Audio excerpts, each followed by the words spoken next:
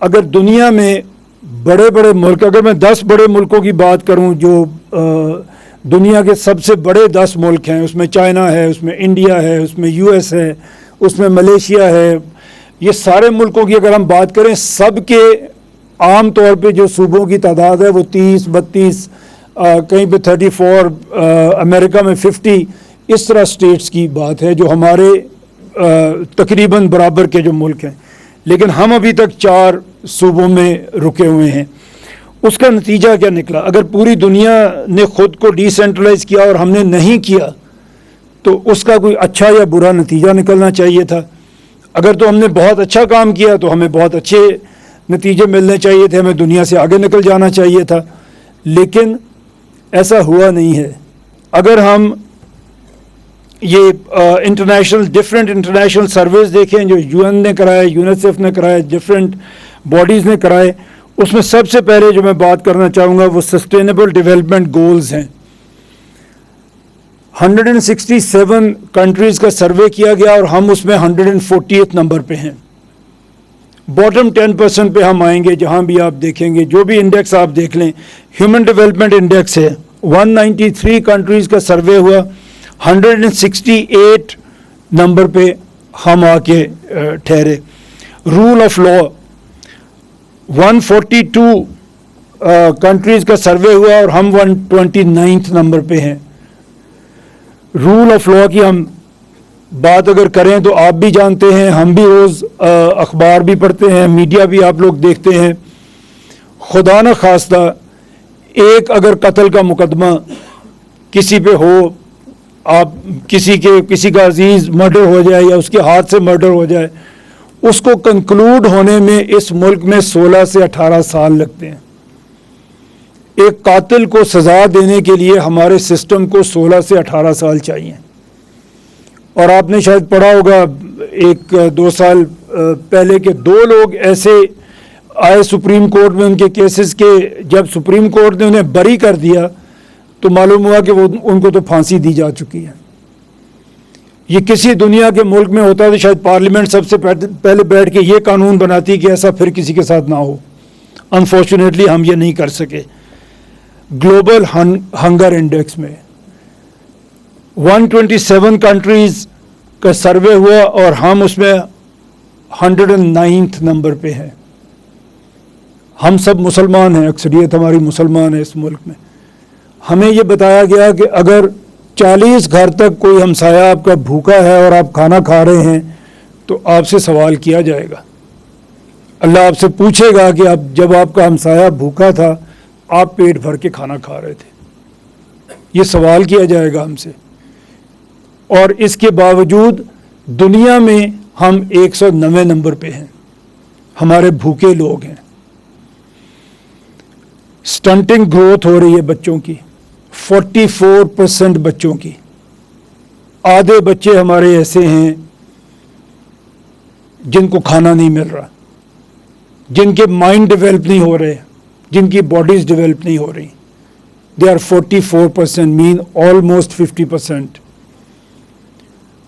कल को ये बच्चे जब बड़े होंगे तो ये अनएम्प्लॉयबल होंगे, अनएम्प्लॉयड नहीं होंगे, अनएम्प्लॉयबल होंगे। और ये क्या कर रहे होंगे? आप जो खुशकिस्मत बच्चे हैं, 1% ऑफ द नेशन हैं जो यूनिवर्सिटीज़ तक पहुँचे हैं, जो यूनिवर्सिटी में पढ़ रहे हैं। 99% नहीं पढ़ रहे। 44% की स्टंटिंग ग्रोथ हो रही है।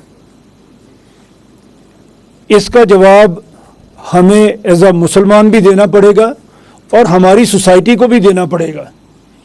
ये लोग आपकी तरक्की के रास्ते की सबसे बड़ी रुकावट होंगे। हमारी जनरेशन शायद उस वक्त नहीं होगी, लेकिन आप लोग अपने करियर की पीक पे होंगे। उस वक्त आपके मुल्क की आधी आबादी ऐसी होगी कि जिसके जिस्म और दिमाग पूरी तरह से डेवलप ही नहीं हुए होंगे। आज हमने ये काम नहीं किया, आज हमने अपने लोगों के लिए कुछ नहीं किया, तो हम अपना 20 साल बाद का मुस्तकबिल भी ख़राब कर चुके हैं। कहीं से हमें शुरू करना पड़ेगा। आज हम सही सिमत में कदम उठाएंगे, इसका नतीजा भी शायद 10, 12, 15 साल के बाद ही हमें देखने को मिलेगा, लेकिन किसी रास्ते पे हमें चलना पड़ेगा। अभी हम भूख की बात कर रहे हैं तो ड्रिंकिंग वाटर में भी हमारी सिर्फ 38% पॉपुलेशन को अवेलेबल है, उसकी तो खैर बात ही अभी क्या करनी है, अभी तो हम स्टंटिंग ग्रोथ की बात कर रहे हैं। और ऐसे बच्चे जो स्कूल नहीं जा रहे, उसमें हम दुनिया में नंबर 1 हैं, परसेंटेज में नहीं, नंबर में। 25 मिलियन बच्चे हमारे स्कूल नहीं जा रहे। इंडिया की आबादी 150 करोड़ है, 2 मिलियन के करीब बच्चे हैं जो स्कूल नहीं जा रहे। हमारी आबादी 250 मिलियन है और 25 मिलियन स्कूल नहीं जा रहे। एक सर्वे किया हमारी एक लोकल एनजीओ है असर के नाम से, उसने कहा कि तकरीबन 50% ऐसे बच्चे हैं जो क्लास 5 में पढ़ते हैं और क्लास 2 की बुक नहीं पढ़ सकते। ये कौम हम पैदा कर रहे हैं। जब आपके सूबे मुल्कों से भी बड़े होंगे तो आपके सारे जो वो महकमे जो सरकार चला रही होगी उनकी हालत शायद इसी तरह से होगी। मैं बार बार इंडिया की मिसाल देना चाह नहीं रहा, बट उन्होंने अपने सूबों को, अपने स्टेट्स को बड़ा कंटिन्यूसली स्टडी किया है और स्टडी करके उनको तकसीम करते चले गए हैं। वो लोग मुस्तकिल एक कमीशन इंडिया में है जो ये रिकमेंड करता रहता है कि किस सूबे को अब उन्हें छोटा करना है। जैसे आंध्र प्रदेश 2014 में उन्होंने उसे 2 स्टेट्स में तकसीम किया, आंध्र प्रदेश और तेलंगाना में, और इनकी जो जीडीपी दोनों स्टेट्स की थी वो 10 साल में अलग अलग दोनों की डबल हो गई। तकरीबन 520,000 करोड़ की थी जो 1.6 बिलियन करोड़ पे पहुंच गई, 3 गुना बढ़ गई। इसी तरह तेलंगाना है।